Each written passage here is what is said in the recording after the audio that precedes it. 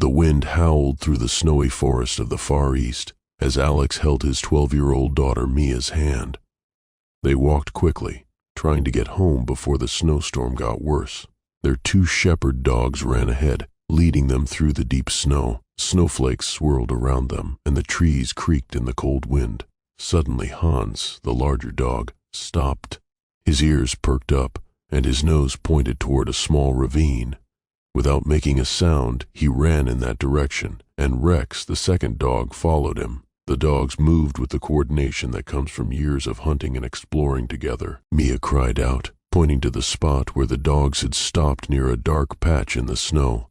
Alex came closer, and his heart started pounding when he saw the shepherds standing over a tiny tiger cub, barely moving, with bloody fur and wounds. The small body trembled from the cold, and each breath seemed painfully hard. The cub was breathing weakly, his amber eyes blinking in pain. Alex knelt down in the snow, took off his gloves, and placed his warm hand on the little creature. He looked around and noticed strange marks in the snow. Large boot prints, and a few meters away, a brass cartridge glinted. Bloodstains on the white snow painted a grim picture. Clear tracks from heavy boots, a line of large-caliber shell casings, and further on, a trail of dark blood where something big had clearly been dragged. Everything pointed to poachers who had likely killed the mother tiger and taken her body, leaving the wounded cub to die in the snow. As a biologist, Alex always followed a strict professional code, not to interfere with nature. But now, in front of him lay a helpless creature, not hurt by nature, but by human cruelty. In this case, all professional rules were pushed aside by a simple human duty. "Mia, we can't leave him here," Alex said. "He'll freeze to death. And Emma's going to kill me for bringing a tiger home." His voice was uncertain. He knew he was crossing an important line between humans and wild animals. "Please, Dad," Mia begged, her eyes filling with tears. "We can't just leave him." Her hands were clenched into fists and her gaze was full of determination, something Alex couldn't ignore. Surprisingly, the shepherds didn't act aggressive. Instead, Hans gently licked the cub's head, a protective behavior rarely shown toward a natural rival. The dog even whined softly, as if urging his owners to make a decision quickly. Emma, Alex's wife and a veterinarian, wasn't happy about a wild animal being brought into their home, but she quickly shifted into professional mode. Her hands calmly prepared the needed tools and medicine, while her eyes showed both concern and interest. "Alex, do you know what this is?" Her voice trembled. "This is an Amur tiger. There are fewer than 500 left in the wild. And you brought a cub into our house?" Her words didn't sound like blame, but rather the heavy realization of the responsibility that had suddenly fallen on their family. "We had no choice," Alex replied. "From the tracks and the shell casings, his mother was probably killed by poachers. They were hunting here recently." He looked at the cub's wounded paws and felt his resolve growing stronger. Emma examined the cub, who was suffering from hypothermia, injuries, and hunger. After stabilizing his condition, she placed him in a box lined with blankets in the kitchen, convinced he wouldn't survive the night. The cub was so small and fragile that it took a long time just to wash the blood and dirt from his body. "Even if he survives," Emma said quietly after Mia had fallen asleep, "what are we going to do with the tiger? In a year, he'll be heavier than you." She stared thoughtfully at Hans, who had settled down next to the box like a guard. But the next morning they found something incredible. The tiger cub had not only survived, he was now surrounded by the 2 shepherd dogs, who had formed a protective circle around him. Hans lay closest to the cub, warming him all night with his large body. The cub's eyes, dull with pain the day before, now looked around with curiosity and even a bit of liveliness. Mia named the cub Kai, a name meaning strength, which the little one needed to survive. During those days, a powerful snowstorm hit the region, cutting their home off from the outside world. Roads were buried in snow, phone lines were down, and there was no way to contact the Wildlife Protection Department. This forced isolation gave little Kai the time he needed to recover. Each day he grew noticeably stronger, his wounds slowly healing, and his fur started to regain its natural bright orange color. Then strange things began to happen. Just 2 weeks later, Kai started showing unusual behavior. The tiger cub didn't move like a typical cat or tiger. He began to copy the confident, powerful walk of the shepherd dogs. When Hans sat down and looked around the room, Kai would sit beside him, perfectly mimicking his pose. The family watched this with a mix of surprise, admiration, and laughter. Watching Kai was fascinating. With each new day, his behavior looked less like a wild tiger's and more like a dog's. He carefully copied Hans and Rex. The cub would come when called, an extremely rare trait for wild cats. He played tag with Rex, learned to fetch toys, and even tried to bark, making strange sounds somewhere between growls and hisses. In the evenings, he sat patiently by Alex's feet as he wrote notes about the tiger's behavior in his journal, as if understanding the importance of the research. One day, Alex witnessed an amazing scene. Kai, after sensing a small animal in the garden, instantly crouched into a hunting stance, his muscles tensing for a leap, a natural tiger instinct. But then Hans gave a low growl, and Kai, as if reminded of his dog identity, relaxed and backed off, wagging his tail as if in apology. This mix of tiger instincts and dog-like upbringing made Kai a truly unique being. Not fully a tiger, yet not a dog either, but something entirely new, never seen in nature. "I think he believes he's a dog," Emma laughed when Kai tried to dig in the snow with his paws like the shepherd's. "I've never seen anything like this." Her professional skepticism was slowly replaced by genuine wonder. She started keeping her own observation journal, noting how the tiger cub was picking up dog habits while still showing unique traits of his own species. 4 months passed, and Kai grew into a healthy young tiger with unusual behavior. He woke up with the 2 dogs, ate with them, and even learned to patrol the edges of their territory, just as Hans had taught him. He became a full member of the family, quickly responding to his name and greeting everyone at the door.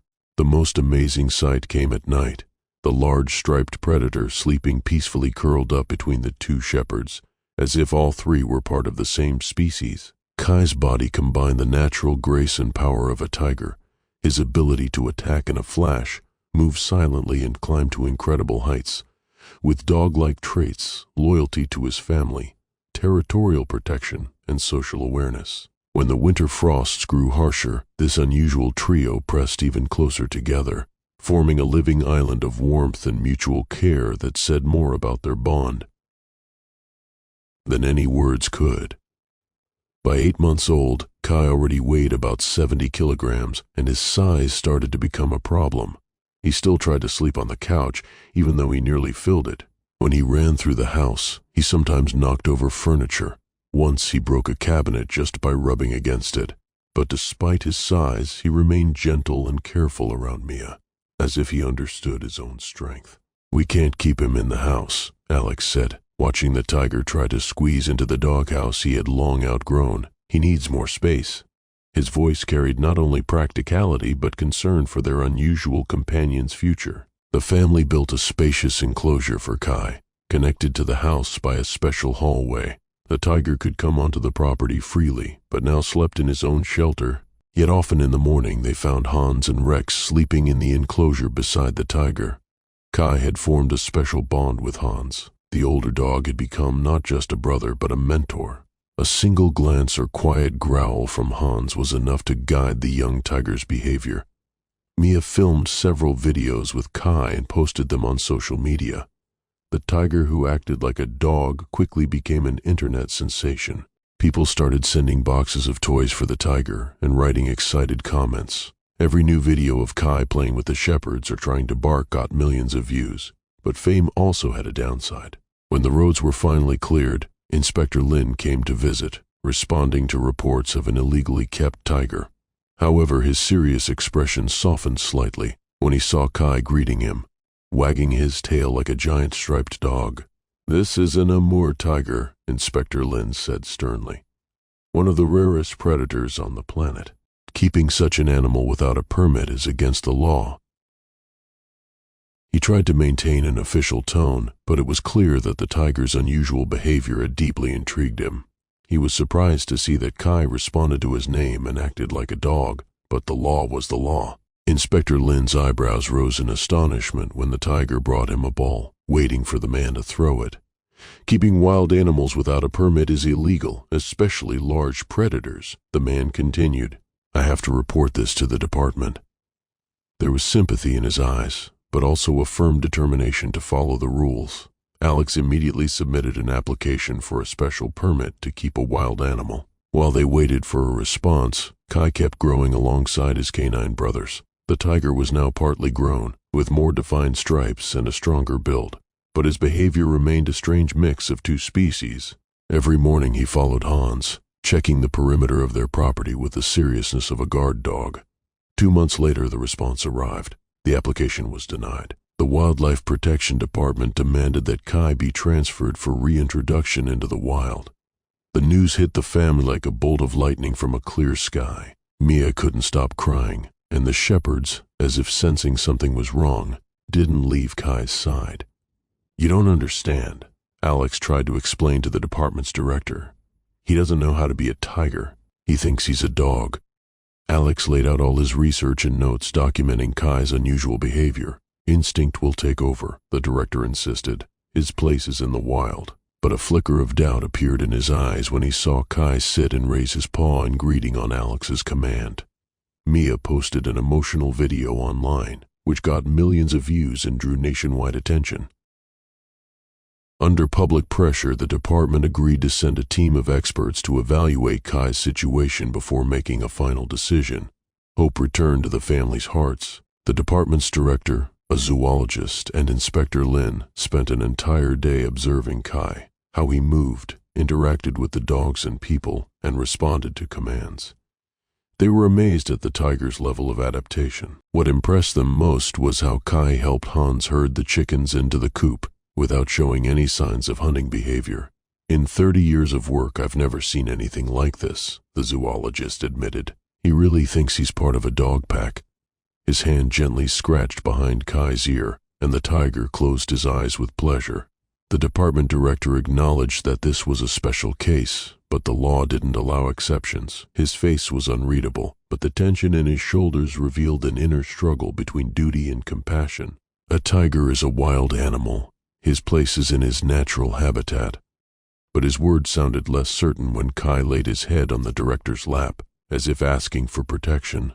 The zoologist agreed that Kai had become too domesticated to survive in the wild. After long discussions, they proposed a compromise. Everyone gathered around the table, where tension mixed with fragile hope. We'll release him into a sanctuary, 200 kilometers from here, the director suggested. We'll fit him with a GPS collar for tracking. If he manages to adapt to the wild, that will be the best outcome. If not, we'll consider other options. It wasn't what the family had hoped to hear, but it was the best they could hope for now. The day of parting came too soon. Mia cried non-stop, hugging the neck of the nearly fully grown tiger. Emma prepared a special food package that would last 2 weeks, even though she knew Kai had to learn to hunt. Every piece was packed with care and deep concern for his future. Alex attached the GPS tracker to the tiger's collar. His hands trembled as he stroked the thick orange fur one last time. He remembered every day since they had found the tiny wounded cub, all the way to the powerful creature now standing in front of him. "You're strong," he whispered to Kai. "You'll make it." His voice held hope, but his eyes revealed fear and doubt. But the most heartbreaking reaction came from the 2 shepherds. When Kai was placed in the special transport cage, Hans and Rex howled and barked without stopping, trying to stop the inspectors from taking him. Hans stood like a wall in front of the vehicle's door, only moving when Alex gave him a command. His loyal eyes seemed to ask why someone was taking away a member of their pack. "He'll be okay," Emma tried to reassure everyone, but her voice trembled. She watched the departing vehicle with a look as if she were saying goodbye to her own child. At the release site, a wooded valley with a nearby flowing river, they opened the cage door. Kai stepped out carefully, sniffing the fresh air. He looked around the forest, then turned to glance at Alex and Mia. In his eyes was confusion and something that looked like hurt and quiet sadness. The tiger didn't understand why his only family was leaving him. For a moment it seemed like the predator wouldn't leave. Then a sound in the bushes caught his attention. His wild instinct kicked in, and Kai leapt toward the noise with the speed and grace of a true hunter. In a flash, he disappeared into the forest. A sunbeam lit up his orange fur, and then he vanished into the trees forever. Mia cried in her parents' arms. On the way home, the GPS tracker blinked, showing that Kai was moving deeper into the forest. Every piece was packed with care and deep concern for his future. Alex attached the GPS tracker to the tiger's collar. His hands trembled as he stroked the thick orange fur one last time. He remembered every day since they had found the tiny wounded cub, all the way to the powerful creature now standing in front of him. "You're strong," he whispered to Kai. "You'll make it." His voice held hope, but his eyes revealed fear and doubt. But the most heartbreaking reaction came from the two shepherds. When Kai was placed in the special transport cage, Hans and Rex howled and barked without stopping, trying to stop the inspectors from taking him. Hans stood like a wall in front of the vehicle's door, only moving when Alex gave him a command. His loyal eyes seemed to ask why someone was taking away a member of their pack. "He'll be okay." Emma tried to reassure everyone, but her voice trembled. She watched the departing vehicle with a look as if she were saying goodbye to her own child. At the release site, a wooded valley with a nearby flowing river, they opened the cage door. Kai stepped out carefully, sniffing the fresh air. He looked around the forest, then turned to glance at Alex and Mia. In his eyes was confusion and something that looked like hurt and quiet sadness. The tiger didn't understand why his only family was leaving him. For a moment it seemed like the predator wouldn't leave. Then a sound in the bushes caught his attention. His wild instinct kicked in, and Kai leapt toward the noise with the speed and grace of a true hunter. In a flash he disappeared into the forest. A sunbeam lit up his orange fur, and then he vanished into the trees forever. Mia cried in her parents' arms. On the way home, the GPS tracker blinked, showing that Kai was moving deeper into the forest. Every shift of that little dot on the screen felt like a stab in their hearts. "He'll be okay," Alex whispered, trying to believe his own words. "This is where he belongs." But his eyes stayed locked on the screen, watching the tiger's movements with a mix of fear and hope. Even Alex, with all his experience as a biologist, was stunned by such determination. With each passing day, Kai's movement pattern became more defined. This wasn't random wandering, he was moving with purpose, heading home. Every new GPS update confirmed what they suspected. Kai was coming back. At first his journey was slow and full of stops. Many times he paused to hunt or rest. But after each stop he always continued in the same direction. Neither mountains nor rivers could make him change course. Alex calculated the distance. Kai had covered 50 kilometers in the first 5 days. For a tiger, it was an incredible achievement, especially considering the rough terrain and the need to hunt along the way. "This can't be a coincidence," he said to Emma. His eyes were filled with a hope they hadn't seen since the day they parted with the tiger. When they analyzed the data together, it became clear that it truly wasn't a coincidence. The GPS showed just how difficult Kai's journey had been. Every kilometer he conquered was a victory of will over instinct.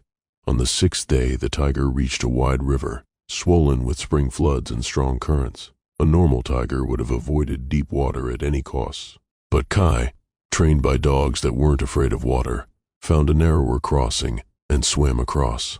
The GPS data showed how he struggled with the current, but never deviated from his path. On the 7th day, Kai reached a busy highway.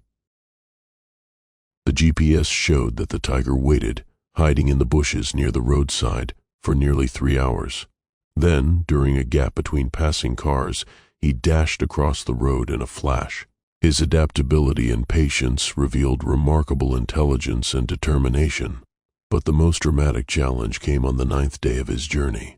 The GPS signal showed that Kai had entered a territory marked as a bear reserve. Rangers had warned them about the large population of brown bears in that area. Alex's heart tightened with fear for their unusual companion. The GPS markers showed that Kai had stopped deep in the forest. His signal didn't move for several hours. Then suddenly the GPS indicated chaotic movement, sharp bursts in different directions. Alex, watching the screen, turned pale. He and Emma stared at the flashing dots, praying for Kai's safety. "Something's happening," he told Emma. "That's how an animal moves during a fight." His voice was tense to the limit, and his hands clenched into fists. 8 minutes of intense, chaotic movement followed. Then, Kai stopped again in one spot, and stayed there for a full hour. The family sat in silence, staring at the screen, fearing the worst. When the signal finally began to move again, they all exhaled in relief.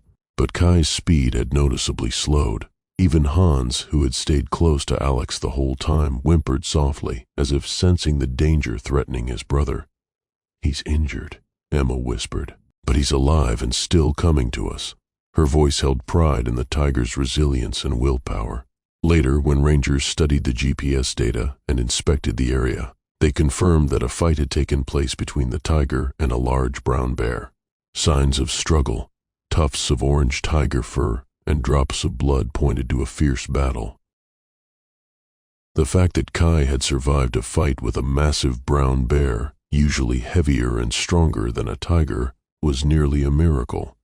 Scratch marks on tree bark revealed the violence of the confrontation. Every obstacle Kai overcame, rivers, highways, a bear fight, and the territories of other predators, amazed the family. Books on tiger behavior claimed that these animals never migrated such distances, especially not in one fixed direction. But Kai wasn't an ordinary tiger. He was guided by love for his unusual mixed family. On the 12th night, the worst happened. The GPS signal stopped completely. The last recorded location was a place with large rocks and dense trees about 80 kilometers from home. The silence of the tracker was deafening for the family, who had grown used to constant monitoring. Alex and Mia immediately set out for the location. They searched the entire day, calling out Kai's name, checking every cave and thick bush. There were no signs of the tiger, only a broken piece of the GPS collar caught on a low branch. That small scrap of leather and metal was the only remaining link to the missing animal. Alex tried to imagine what might have happened. Kai had probably snagged his collar on something in the forest, tried to free himself, and damaged the device. But could the tiger continue his journey? Was he injured, or worse? These questions tormented Alex as he and Mia returned home with heavy hearts. The next 3 days were long, painful stretches of waiting and fragile hope. Mia was so devastated she hardly left her room. Emma contacted every ranger station and veterinary hospital within a 200-kilometer radius. Every ring of the phone made their hearts race, but there was no news of the tiger. Alex continued studying the maps, trying to predict Kai's possible route after the signal was lost. Based on the tiger's average speed before the GPS cut off, he estimated that Kai would need 3 to 4 more days to reach home. If he kept moving in the same direction and didn't suffer further injuries. Red lines drawn by his trembling fingers stretched from the last signal location, and every time they pointed in the same direction, home.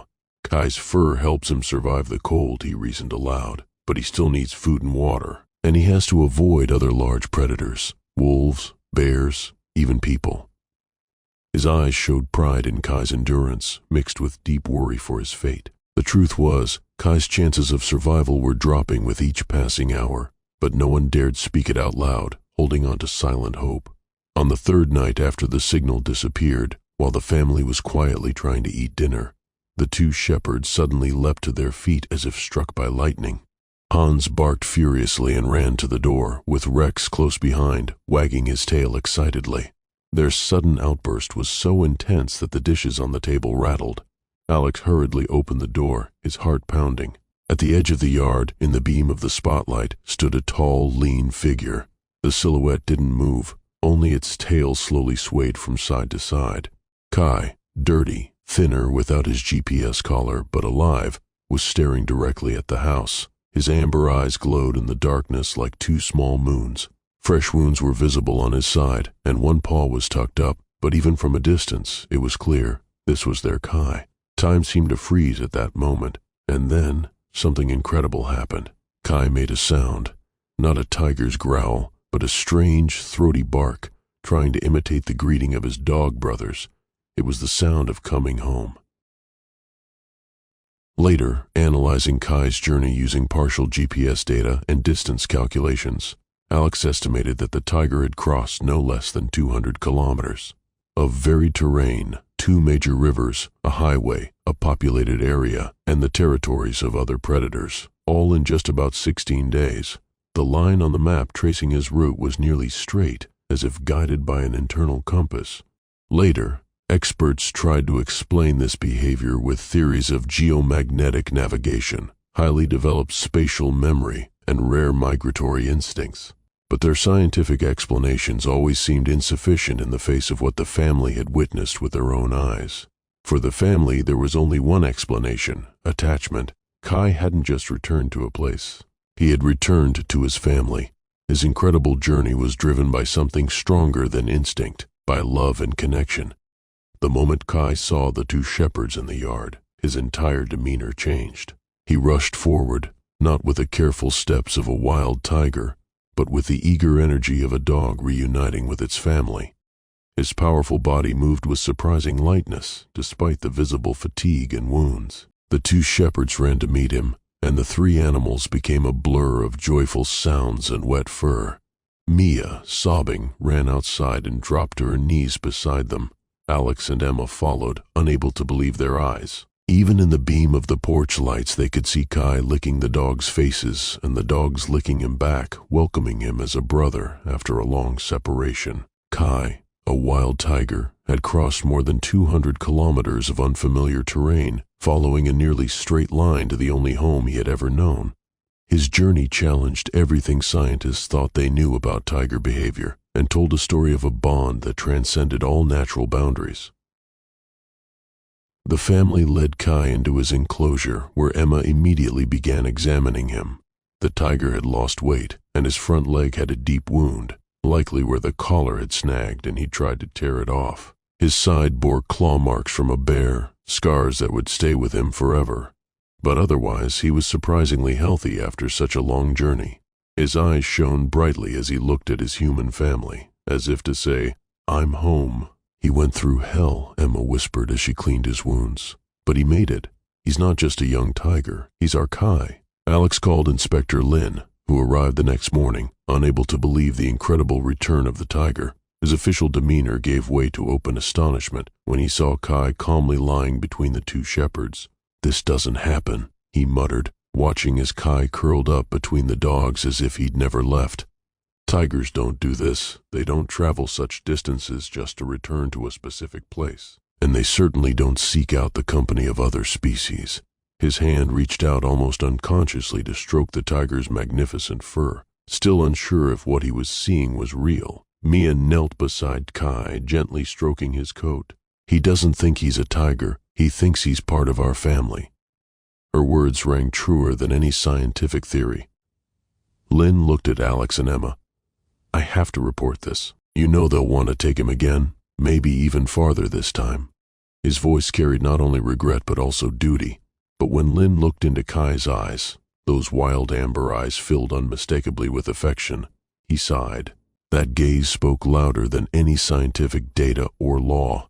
"I'll propose another option. I can't promise anything, but there's never been a case like this before." He was already mentally drafting a report that would change how scientists understood tigers' social behavior.